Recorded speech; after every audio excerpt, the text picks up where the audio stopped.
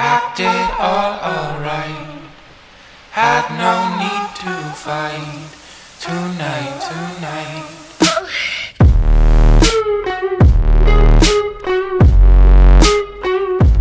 Welcome back, everyone, to another episode of the Legends Never Die podcast. This is your host, Hunter Fruge, alongside co-host Matt.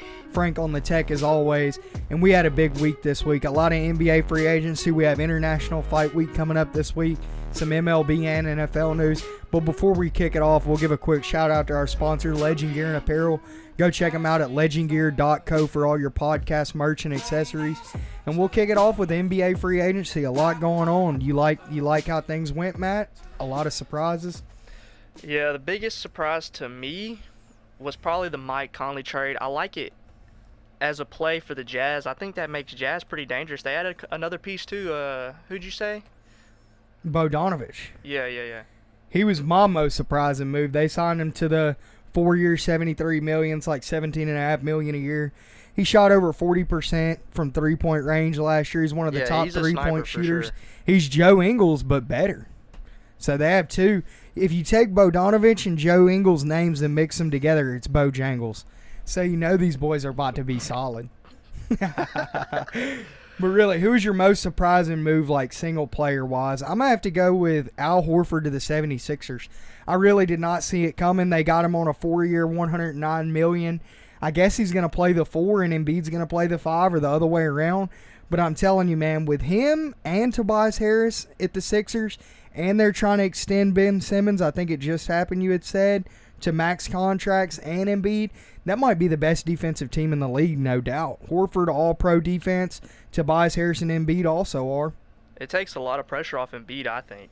With them losing Boban, they had to add another big body able to play the 5 on Embiid's rest days. Last year, they kind of struggled there until they traded for Tobias Harris and Boban. But my most surprising move was D'Lo Russell. I'm curious to see how it's going to work when Klay comes back. I heard rumors of possibly could execute a trade when Klay's ready to come back, but Klay would have to play the 3, and I don't know. If there's enough shots really to go around, they have to all shoot the ball with Draymond. Draymond could then be the facilitator. I actually like the move, but I as well don't know how it's going to work, and I even saw one ESPN analyst say that he don't even know if Warriors are going to make the playoffs. Which is outrageous. Yeah, but crazy. If you look at how stacked the West is, Clippers got a little better, kind of stayed the same. Utah got a hell of a lot better. Rockets, I'm scared they may not make the playoffs as far as these other teams in the West are upgrading. Pelicans are going to be a playoff team this year who weren't last year, most likely. They could potentially be an 8 seed. I could see it. Yeah, but we'll see. That deal with Warriors with Russell was a 4-year, $117 million. I also heard similar things that they were going to use him as trade bait come the trade deadline, and I don't think it's a bad idea. I mean, I can only imagine what you could get for him. He is a top guard in the league. So they signed him to that max, or his version of a max, less than $30 million because he hadn't been in the league too long. But that brings us into the best new look team. I know who you're most likely going to go with, and of course everybody's going to say because they signed 2 of the 5 top free agents. But I'm going to go with the Jazz, like we've been mentioning. Mike Conley in the trade, like you said. You got Donovan Mitchell, one of the best young guards in the league. You got Bodon now and Ingles, 2 of the best 5, I would say, 3-point shooters in the league. And then the defensive player of the year, Gobert, in the center. So that's a team that's going to make a huge uprise. They were the 5 seed this year. I could see them being as high as a 2 or 3 seed. I think Lakers are going to be the 1. And then from there on, who knows? Warriors aren't going to be a top 5 seed, I don't think, this year. Oh, yeah, they will. I don't know. Top 4, I doubt it. I think West they is will. going to be tough. I like the Jazz, though. I like a lot of the moves. I like all the moves they made, really, and Gobert being in the middle to anchor the defense. But your most surprising new look team? I want to say the Pelicans. Zion's got a lot of the hype. I mean, Lonzo's still young, dude. He develops any type of shot. Immediate all-star. Drew Holiday, one of the best combo guards and they best get defensive Redick. Guards, period. JJ Redick, the only Sniper. shooter they on the team. They had to get him. No, they had no choice but to get him. But of course, I gotta take the Nets. I'm skeptical of the KD Achilles injury. That's a really serious injury that is hard to come back from. But signing Kyrie better than D'Angelo Russell? Are we really gonna know? Yeah, he is. 100%. Is he? He is. But his what clutch about factor is ridiculous. Clutch, it's whatever. Kyrie. injury prone, possible toxicity in the locker room. I mean, but they do. I like their role players though. If KD is able to come back and be KD, look for them to be a push in the East. In Listen the to next couple this. years I had for a vision sure, last for sure. night when I was sleeping. Kevin Durant comes back, NBA Finals versus Lakers, Game 1. Durant returns after being off a complete year. Nets in 7 in the finals. Take down LeBron and AD.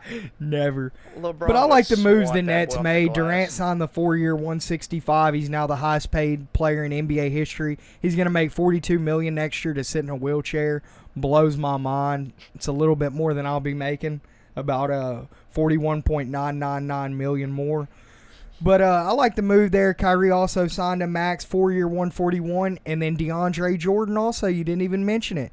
I'm not going to say he's washed yet because anybody can throw. I mean, especially Kyrie can throw DeAndre Jordan lobs all day. Yeah, I mean, they got him for a 4-year, $40 million, $10 million a year. And if you look back to that, I think it was 2012 Olympic team, they were all three on it, and they were out there showing off. I pulled some highlights from it and looked at it. That was a long time ago. Yeah, those three working together, though. Yeah, 7 years ago. But I like all the moves there. I like what Nets are doing. They need to retain a bench now somehow. They just lost Dudley. He signed a 1-year, $2.6 million with the Lakers. And they lost a couple other guys. Dudley still cracks me up. that boy. Dude, they're calling him a lethal shooter from outside. Oh. Like, I mean, he's upper 30%, but I wouldn't call that a sniper. If you've airballed any point this year and you got a meme made out of you, you're not a lethal shooter, so I can't do it. Take the headband off and come holler at me. But who is your biggest failure in this free agency period? I know who you're going to go with. Do I even have to say it? The New York Knicks. They didn't just strike out. They shit the bed, son. For sure. I don't know, man. They didn't completely shit the bed. They got Julius Randle, Bobby Portis, and Taj Gibson. Who? Exactly. I don't know what the hell they were thinking. Signed Julius Randle to a 3-year, $63 million. I like Randall. Yeah, $21 million a year, but that's it. Randle and R.J. Barrett. Then you got Bobby DSJ. Portis and freaking Taj Gibson, dude. I didn't know Taj Gibson was still making $10 million, double-digit millions a year. What's sad is that's still an upgrade. Oh, definitely an they had. upgrade. But I think they're still the worst team in the league. Easily. Arguably. Or unarguably. But I'm going to go with a different team with the biggest failure. My favorite team, they let me down big time. I'm going to have to switch back to New Orleans as a favorite. It's been a close race all these years, but the Rockets, man, y'all completely let me down. Y'all struck out on the Jimmy Butler deal. We'll talk about that in a minute. He went to Miami instead, took his talents to South Beach. But what did y'all do in free agency, man? Y'all did nothing. You re-signed Austin Rivers and Danny House. Who the fuck is that? Danny House. Come on, bruh. Y'all did nothing. Tillman, I'm calling you out next time I see you at Golden Nugget.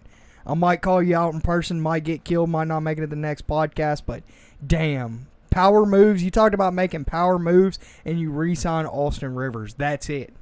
You did nothing else. Your team got no better, and you might not even be a playoff team with how the West is getting beefed up, and for sure not going to win a playoff series with this team Not most even likely. close. And then you got guys in your locker room now. It's going to be toxic because you wanted to trade them all.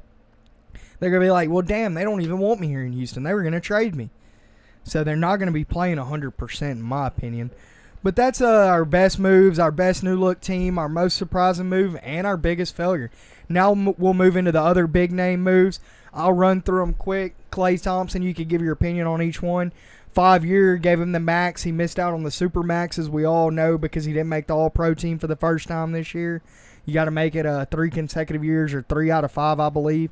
So they signed him to what they could give him the most, 5 years, 190. Definitely worth it. Brought him multiple deserving, rings. too. Yeah. He's one half Splash Brother, one half Klay Thompson. And an ACL is really not that serious of an injury with all the stuff they have today, the treatment that they get. Yeah, and he had a successful surgery, so we'll be praying for you, Klay, to come back. We'll be praying that y'all don't make the finals for the 6th time in a row, though, also. I think the dynasty's over there. We'll see. D'Angelo Russell changed that a lot, but 5 years, 190, definitely deserving. That was the biggest contract per dollar-wise. Then we moved into Tobias Harris, 5-year, $180 million. Is he worth it? No. Absolutely not. That was the robbery of the free agency right there for me. You think that was the heist? Highway robbery. Over Chris Middleton, the next highest paid? Chris Middleton and Tobias Harris made a combined 1/3 of $1 billion, and they were both nobodies last year, basically. I wouldn't say nobody. Well, I'm saying before last year, before the season. Obviously, they were good if they got $350 combined $1 million. But they were nothing special. I mean, they're not top 15 guys to me. Tobias Harris isn't even top 10, top 15. No. I doubt top 15, and he's getting paid a max. And Chris Middleton. So Tobias Harris takes the 5-year 180, stays in 76ers. I guess 76ers have an unlimited payroll. They paid him $180 million, paid Al Horford $110 million, just offered Ben Simmons, $170 million? Well, they got rid of Butler's contract. They got rid of Redick's contract. They got rid of... But you still got to pay Embiid. But they did sign Josh Richardson, which was a good move in my opinion. Got him for the low. I think they got him for $5 or $10 million a year out of Miami. And yeah, he's solid. He's a good replacement for Redick. Not as good of a shooter, obviously, but he's definitely a good facilitator, and he's going to fill that fifth spot. The fifth worst player on your team's or your fifth best is Josh Richardson. You're pretty damn good. He was Miami's best player last year, arguably one of.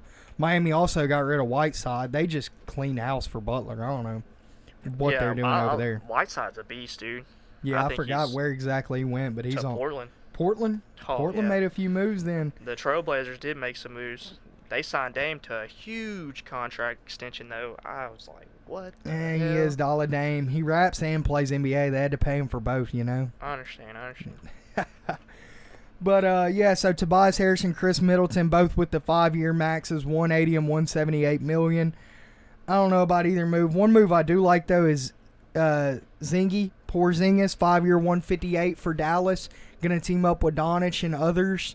It's going to be a good move. They also went out and signed a few other players to decent little contracts, a few smaller name guys. So I like the moves Dallas is making. They struck out on Kemba, though. I really wish Kemba would have went there, but of course he wanted to stay on the East Coast. I don't know. It might not have worked out with Doncic wanting the ball, but Porzingis and him, they just had to stay together. I'm surprised Nowitzki isn't on the coaching staff at this point. But that'll bring us into the Kemba move, which was hard for me to choose my favorite move. I wanted to go Bogdanovic and be kind of bold, but really I like the Kemba move. I think it's Kemba over Kyrie at this point in their careers. It's crazy to say, but for reasons like you had mentioned earlier, I'm taking Kemba over Kyrie in Boston. He's just a better leader and stuff, in my opinion. Yeah, I think he's going to be really good for that young core they have. Of course, losing Rozier, I'm curious to see what Rozier is going to be able to do in Charlotte with the starting position. I bet you he's going to be good. 25 a night. Too. He's going to elevate his game big time. He's going to show off what he could have been in Boston, but he's not better than Kyrie. So, I mean, quit hating. Quit hating, Scary Terry.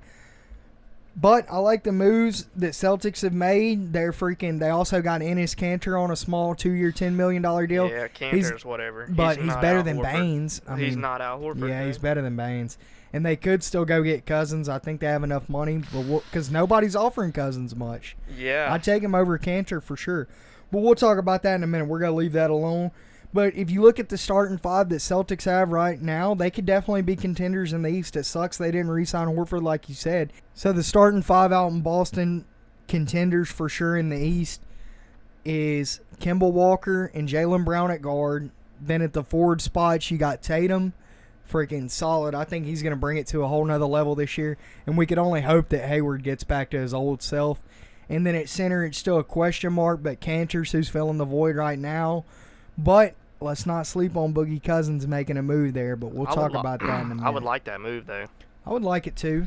He wouldn't be a first priority like he wants to be, but who cares if you're on a championship team? What's he going to do, go back to Sacramento Kings? That's the only thing I'm really hearing. Obviously, nobody's offering him big money or he would have been signed. I mean, you can't. Look at his injuries. Yeah, sign him back to New Orleans. They always said Achilles, New Orleans said they'd take him back, just not for what he wants. Yeah, I'd take him back over Okafor, the rookie. Yeah. For sure. Still Boogie Cousins. If you have a nickname, you're a beast. For 9 sure. times out of 10. Sorry, guys, that'll move us into our next move. Jimmy Butler in the sign and trade, 4 years, $141 million. There's so many $141 million contracts. Kyrie, Kemba, Butler, that's the max for a 4-year deal, and that was the most common contract. But I like the move. Rebuilding down in South Beach, they're still going to suck. They missed the playoffs by 1 game last year in the East. They might make it this year with him. I would say they probably will, but I really don't know who they have aside from him. They have a few good young talents, but until Zaire Wade gets old enough to go play for Miami, they're going to suck. Yeah, for real. That kid's a freaking beast, dude. LeBron's son's obviously going to be the best, going to be a GOAT, but Zaire Wade, they're on the same high school team. Could you imagine this year they're playing together? That's why I also think Dwayne Wade may go sign a vet minimum to play in L.A. Watch out. No, Or L.A., if they strike out on Kawhi, they might be waiting for Boogie. A little 1 year, $20 million action, maybe? Not even 20. Oh, he's getting 20. He ain't going for less than 20. He's still a dog. Come on now. But all right, guys, we'll move on to the next. We have Malcolm Brogdon left Milwaukee, 4 years, $85 million, went to Indiana. Indiana made some other good moves. Things are looking up. They almost got Rubio, but I don't know what happened. That deal fell through, and he signed with the Suns for a 3-year, $51 million. We had Terry Rozier, like mentioned a minute ago. He's part of that sign and trade. Signed with Charlotte for 3 years, $58. So he got almost $20 million a year, $18, $19 million a year, 5 times as much as he was making. So let's see 5 times the production. I'm looking forward to seeing what he does, like you had said. I think he could be a good anchor for a team that sucks. Definitely not going to make the playoffs, but we'll see what you got, Terry. You've been begging for it, so let's see. Let's see what you got.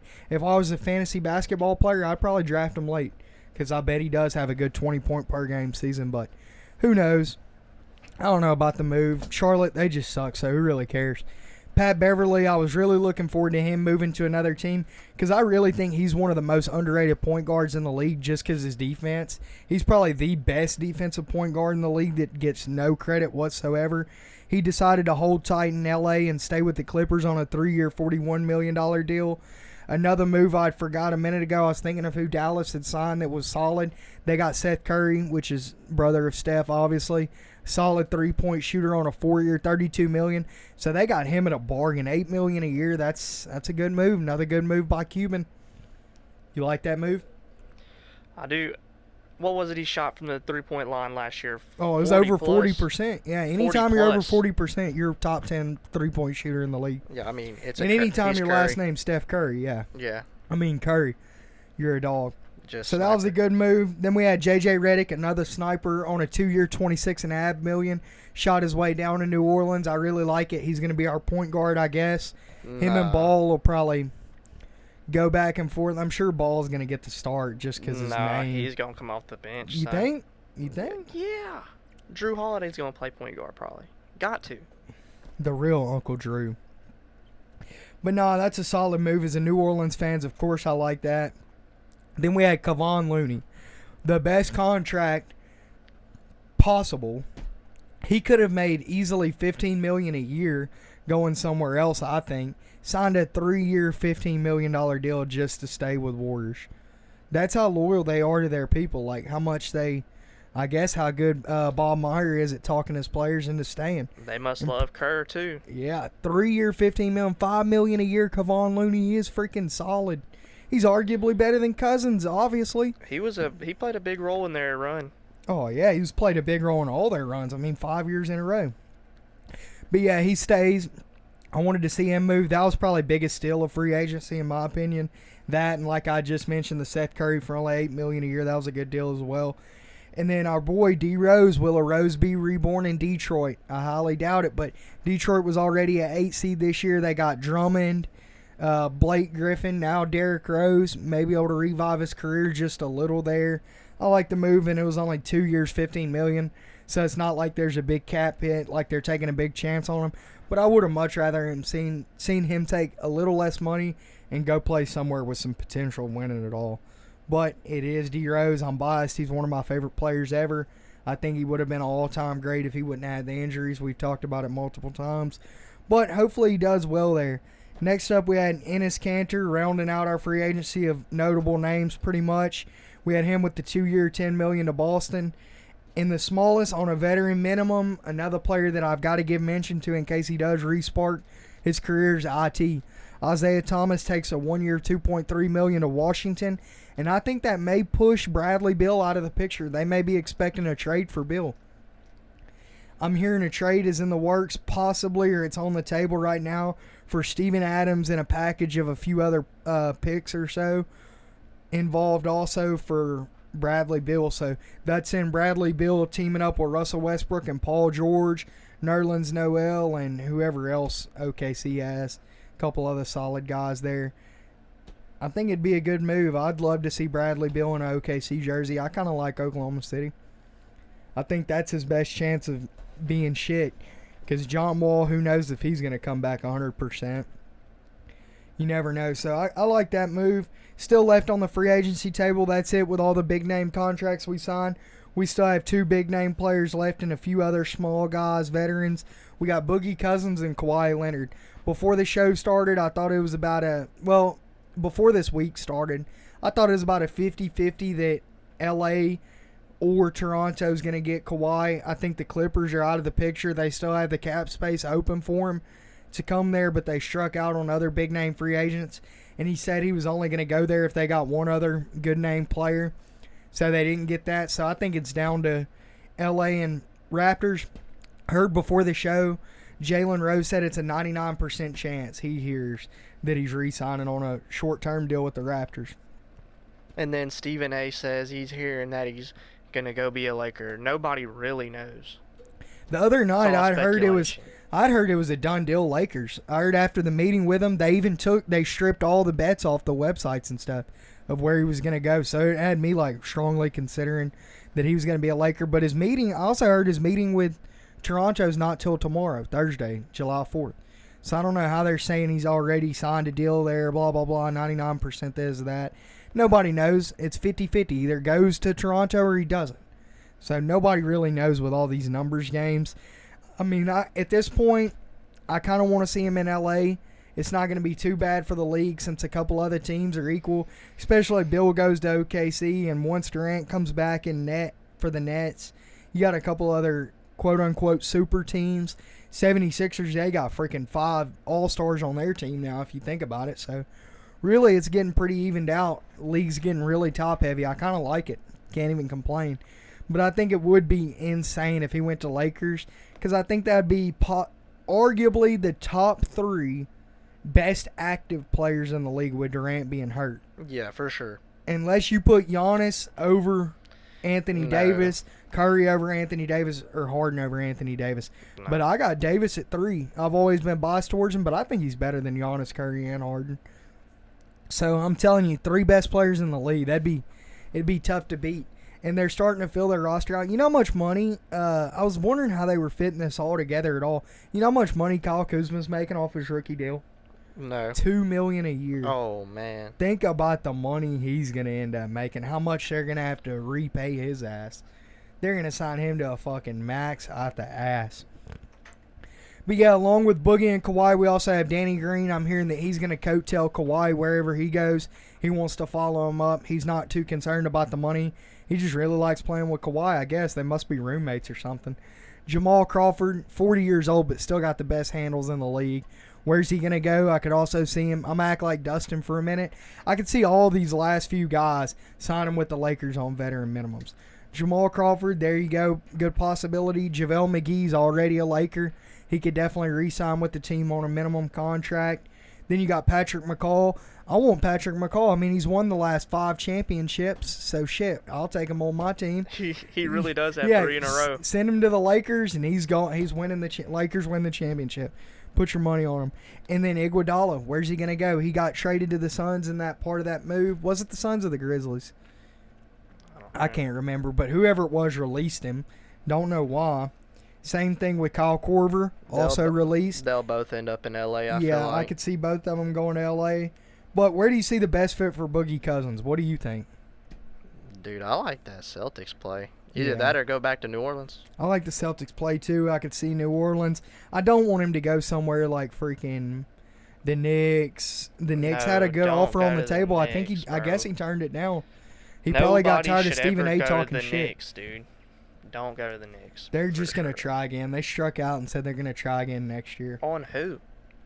Exactly. I don't know. Russell Westbrook, he's a free agent next year. Come on now, he ain't He leaving. ain't leaving. He's the only loyal one left in the league.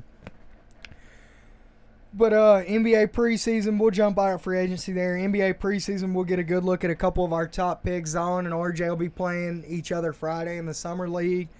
I don't know if they've played yet. I hadn't seen any news, so I guess they haven't because ESPN would be jacking Zion off if they have. But NBA preseason, look forward to it. And that's it on NBA, really. Within the next week, I'm sure we'll find out Kawhi's play, if not in the next 24 to 48 hours. And following that, we'll hear Boogie, Danny Green, everybody else, and we'll see how Lakers fill out their roster if they do or don't get Kawhi Leonard. A lot to look forward to. Can't wait for the show next week to talk about that. And that'll transition us into UFC. International Fight Week. Can't freaking wait. Anytime John Jones is headlining a card, you know it's going to be fire. That's July 6th this weekend in Las Vegas, fight capital of the world. John Jones will headline versus Thiago Santos. John Jones, of course, 24-1, really 25-0. Only loss was a disqualification. He's the GOAT. Best fighter ever. They got him at a minus 670 favorite. He's going to be fighting Thiago this Hammer Santos. 21-6 record, moving up from middleweight. He's won a lot of fights in a row, and you could catch him at a plus 480. He definitely has knockout power, but not near enough knockout power to put Jones down. I think Jones ends this one quick. He said he wants to make it a point to end this fight quick since he made his last fight go 5 rounds, and a lot of the fans thought it was boring. He said he's going to make this. He made his last fight go 5 rounds. Yeah, he chooses when he wants to Come destroy on you, now. basically. Bruh, he does. It's John Jones. He's out there picking you apart, or he's going to get you on the ground and submit you or finish you. He chooses a lot of times. I'm almost 100% on that. And that's the fight there. That's for the light heavyweight championship. Next fight, we got the bantamweight championship for women's. We got the greatest women's fighter of all time, Amanda Nunes, undefeated in her last God knows how many fights. She's beat everybody you could think of in the women's division but Holly Holm. This is the last one she's got to take out. She's beat Miesha Tate, Ronda Rousey, Shevchenko twice, and then knocked out Chris Cyborg in the first round just a few months ago after she moved up to the 135 weight class, knocked Cyborg, who was undefeated, out. So give me Nunes at the minus 400. I'm not going to touch it, but they got her definitely winning this fight. But it is Holly Holm. You never know. Holly Holm did upset Rousey when Rousey was the shit. But that's Nunes Holm. That's for the Bantamweight 135 Women's Championship. Looking forward to it. Nunes fights are always exciting, and her and John Jones fight together. They're at the same America Top Team, so it's good they're on the same card, both headlining. Then the next fight, really, really looking forward to it. All the trash talk has been killing me leading up to the fight. Can't wait for the press conferences this week and the weigh-in on Friday. Ben Askren and Jorge Masvidal. These guys want to kill each other. Ben Askren, arguably the best jiu-jitsu and best wrestler ever in the UFC history, although he's only fought one time in the UFC. He's the best wrestler ever. Jorge Masvidal, freaking one-punch knockout power, one of the longest tenured fighters in a great welterweight. He's going to be fighting coming off a huge first-round knockout win against Darren Till in England, knocked out one of the top welterweights. So he's coming in with a full head of steam, and I wouldn't be surprised if Masvidal makes it a good fight. I mean, Robbie Lawler almost killed Askren until Askren finally got them hands on him and choked him out. But give me Askren at a minus 250 in this for sure. I'm probably going to bet it. I don't think there's any way Jorge wins unless it's a knockout, and I just don't see it happening. Ben's just too well-rounded. And that's for welterweight. Winner of that will most likely get a title shot against Kamaru Usman while Tyron Woodley's recovering. And Ben Askren and Tyron Woodley are best friends, so they're never going to fight each other. They've already stated that. So give me Askren in this, and maybe even Askren freaking will fight Khabib one day eventually. I sure hope. I think he'd be the one that can beat him for sure. But Askren Masvidal going to be a hell of a fight. Next up, we got new contender in the light heavyweight. We got Luke Rockhold. He's finally put his modeling career on hold. He wants to come back for another shot. He said after he smokes Blachowicz in this fight, who's a top middleweight contender or light heavyweight contender, he wants John Jones. So he needs to chill out. He needs to get past Blachowicz first. He's barely the favorite versus him and could definitely lose. So Luke Rockhold, I'd pump the brakes. I think he's going to win this fight, but I'd be very weary, man. You've lost to Chris Weidman, Anderson Silva, Mike Bisping knocked your ass out, and you think you're going to beat John Jones? Come on now. Get serious. I don't even think he could contend in middleweight anymore. So I don't know what he's doing, stepping up to light heavy. It's crazy. And then even our undercard, we have some firefights. We got a 10-year veteran, Diego Nightmare Sanchez, fighting Michael Chiesna. That's going to be a hell of a fight. I got Chiesna winning that, but I guarantee it's going to be a bloodbath. That's why they put it on the card. A few other good fights lower down. We had undefeated top-ranked contender in featherweight, Sugar Sean O'Malley. He got pulled out of the card for a failed drug test. He's been suspended over a year. It was a tainted substance, one of those deals, but they still found trace amounts in his piss, so he's not going to get to fight. Everybody's upset about that. We really want to see him fight. He's 9-0, and he could be a future featherweight champion. He could give Holloway a run for his money. But that's it on the fight card this weekend. Y'all check it out on ESPN Plus pay-per-view. It's UFC 239, International Fight Week. Make sure y'all check that out. And other fight news, we had Ngannou knocked out JDA, Junior Dos Santos, both of them on 3-fight win streaks this weekend at UFC Fight Night. Ngannou, it only took him 49 seconds to put the heat on Dos Santos and end that fight quickly. He was guaranteed a title shot after the fight, so he'll take on the winner of Daniel Cormier and Stipe Miocic, which is next month. So we'll be looking forward to that. It'll either be a rematch of him and Stipe or more than likely him and Daniel Cormier. And I don't know, I'd be scared if I was the 5'9" Daniel Cormier with that heat coming at me. I love Daniel Cormier, but damn, that Nigerian, that boy. Yeah, I think Ngannou has the power. He for sure has the power. Does he have the quickness and technical ability? I don't know, but I think he poses the biggest threat to John Jones if John Jones were to move up eventually to heavyweight like he said he will and that we all hope he will, because ain't nobody beating his ass in light heavyweight ever. I don't ever see it coming. Watch Thiago Santos freaking knock him out this weekend and all hell breaks loose, but I just don't see it happening. But that's it on UFC. Also, the bottle challenge, if y'all check that out, everybody's spinning roundhouse, kicking the bottle, pretty badass. Y'all can check that out on YouTube. But that's it on UFC. A lot of good fights this weekend. I think, going through the picks real quick, I'm going Jones, Nunes, Askren.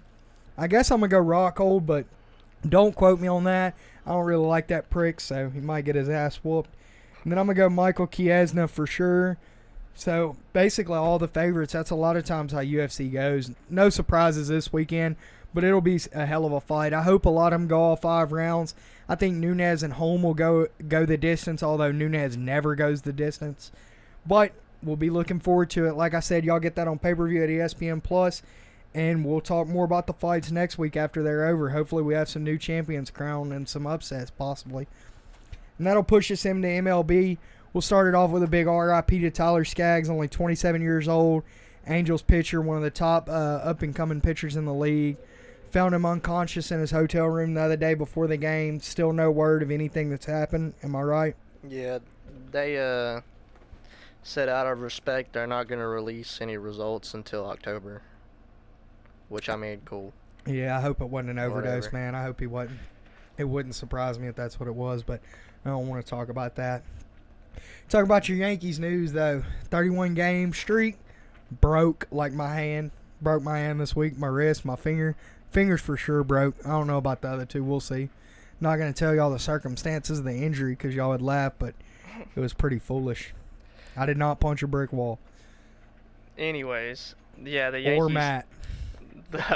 The Yankees home run streak finally snapped against the Mets out of all people. That just hurt. And it wasn't even DeGrom. Who was it? Oh, I don't know. Some trash lefty, I'm sure.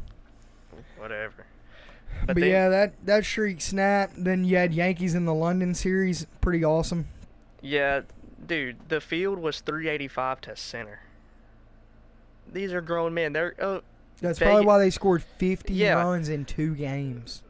The highest overs I've ever seen, which, I mean, it have to be. They're up at like 15, 16 Really? for the game.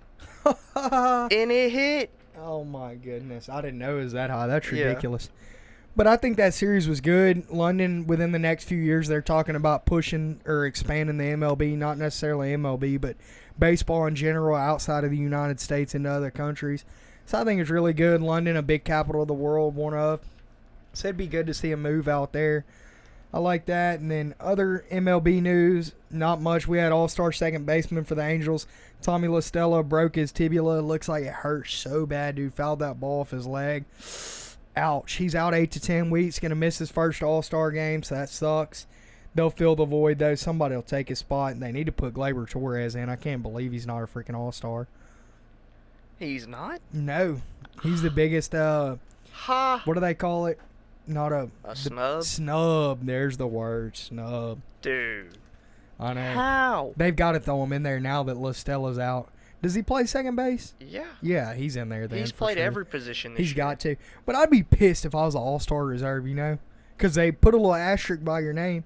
You were all-star reserve, not all-star. I mean, does it still count that whenever your career's over, they say 11-time all-star? No, it says 10-time and 1-time all-star reserve. No, it says 11-time all-star. Exactly. But that's it with MLB. Not much news there. As the weeks progress, we'll keep talking more about it until the season's eventually over and Yankees and Dodgers are playing in the World Series. That's going to happen for sure. Most likely. As an Astros fan, I hate to admit it. But lastly, we'll jump into NFL real quick. Not much news here. We're going to keep it light until the season starts. We'll keep it just to major headlines until we start getting within like 5-6 weeks out and fantasy drafts are approaching. We'll start giving our insight on that and other things like divisional winners, all that, lots of other good stuff. But we'll keep it to the headlines for now, and I'll let Matt start it off since he's a big Dallas fan. What's the word on Zeke? No suspension coming for Zeke. No suspension, no fine in the Las Vegas incident. Thank God. He probably still would have led the league in rushing yards. Easily. He missed 4 games last year and still led the league. So we just got to get rid of Dak. Got to. Y'all ain't getting rid of Dak. Got to. No way, Jose. Bring back Romo. But other news, your boy Kareem Hunt back in the dog pound being looked at for a bar fight. So funny. Got in a bar fight with his friend. Come on, man. Save that shit for the hotel room of the house. Go kick him in the house or whatever, like you usually do. Don't do that shit at the bar. You know you're already in trouble with facing an 8-game suspension right now. That he said he will not appeal, so I guess it's going to be a full 8er skater. He'll be out half the season, but who cares? Browns have plenty of backups. Got Nick Chubb, who's arguably just as good. Not really, but still fire. And then Kaepernick, I'd like to give you a big old FU. I'm not going to get real political on the show, but, man, that's history. Don't rewrite history. If Nike wants to put an American flag on their shoe, then so God be it, let them do it. Even if it is the original American flag with the 13 colonies, who cares, dude? It's not all about racism. It's history. Just shut up about it. I don't want to talk about it and lose viewers, but... Look, here's my thing with that real quick. How does Colin Kaepernick control what Nike does? He's an ambassador of Nike. Oh, my God. Oh, who gives a He damn? don't even play, man. What is he? He's a political figure now? What are you? But I'm not going to talk about that because I don't want to lose viewers. I know we have some Kaepernick supporters. I'm sorry you guys are a little delusional snowflakes, but we'll talk about that another time. And last but not least, I got to talk a little finance. Adrian Peterson. My man, one of the best running backs in the history of the NFL, over 13,000 career rushing yards. How do you default on a loan, my dude? You have been paid over $100 million in your career just in contract money. You have easily made another $100 million by Nike, Under Armour, etc. in sponsorship. I've seen you on numerous commercials. You've easily made a couple $100 million as a football player, and you failed to pay a $4 million loan. You get sued, and the judge says he accepts the lawsuit, blah, blah, blah, and fines you $2.4 million, my dude. That's more than you're making next year. Come on, man. That's my first come on, man of the year. But what's even worse of him defaulting on this loan is the advantage that these financial brokers and loan officers and stuff take on NFL players. Interest rates right now in the United States are at an all-time low. We're getting houses at interest rates as low as 4%, 3%, blah, blah, blah. They hit this man who is a multi-millionaire NFL football player. Whoever his agent is, I would like to slap him in the face. And Adrian Peterson, I'll be sending in a resume to become your new agent. Because whoever the hell lets you accept a loan at 15% interest is freaking ridiculous, my dude. You are paying almost another $1 million in interest on a $4 million loan. Whoever allowed you to do this, totally foolish. Call me up. Not a sports agent, but I can be for you. And that's it on NFL. We'll jump out of there. Last thing, Wimbledon talk. We don't ever talk tennis because who really gives a shit? But when you have a 15-year-old girl that beats Venus Williams, you got to talk about it a little bit. So this girl is rated #1 teenager in the world. A young little girl, forgot her first name, golf. But she went in, beat her idol, Venus Williams, pretty awesome. It'd be like me beating Donald Trump in a boxing match, I guess you could say. And then went on the second, then went in the second round and beat, I'm going to butcher this, Rybarakova. I think I said it right. But she's another one of the top tennis players in the world. So this girl's now advanced to the quarterfinals or semifinals, whatever, of Wimbledon. I'd love to see the little girl win. It'd be awesome for sports, and it'd be a hell of a moment. Would probably win at ESPY. And that's going to bring us into that. Last but least, y'all check out the ESPYs on July 10th. Our man Tracy Morgan's going to be hosting it, so you know it's going to be hilarious. Not as funny as the NFL Awards with Steve Harvey or Shaquille O'Neal in the NBA Awards, which I went back and watched. Very hilarious. Y'all need to go check that out. But Tracy Morgan's that guy. Who knows if he could do it without Bruce Willis? I doubt it, but we'll see. And that'll end us there, guys. Before we go, we'll give a quick shout out to our sponsor, Legend Gear and Apparel. Like we had mentioned at the beginning of the show, go check them out for all your apparel and accessories. Got ties, watches, phone cases, all kinds of good shit over there. And be sure to check out, like, and subscribe the podcast on YouTube, SoundCloud. We're now on iHeartRadio, and, of course, YouTube and iTunes podcast app. Social media on Facebook, Instagram at Legends Never Die Podcast. And we'll see everyone next week.